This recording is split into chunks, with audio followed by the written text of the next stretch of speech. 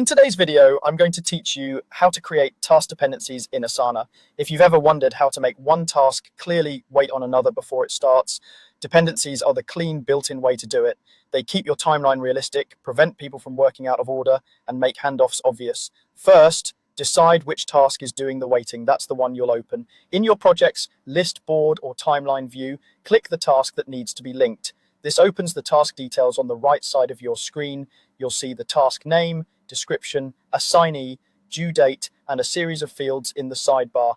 Keep that task open. Everything happens from here. Next, look for the dependencies area in the sidebar. Click the button that says Add Dependencies. Depending on your layout and enabled fields, it might appear simply as a dependencies field. If you don't see it immediately, scroll through the task details panel or use the field search to locate dependencies. The goal is to bring up the place where you can specify what this task is waiting on. Now it's time to link the tasks.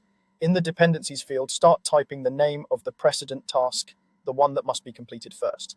As you type, Asana will suggest matches from your workspace.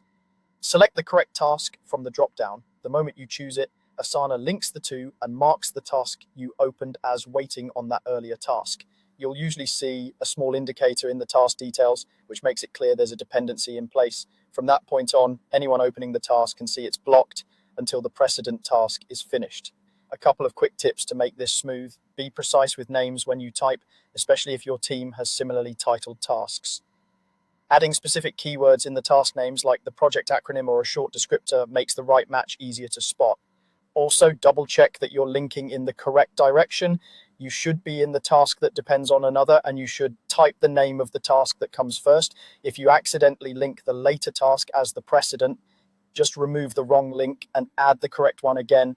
That's all there is to it. Open the task that's waiting, add a dependency from the sidebar, and link it by typing the name of the precedent task. With this in place, your team will always know what needs to happen first, and your project will stay on track.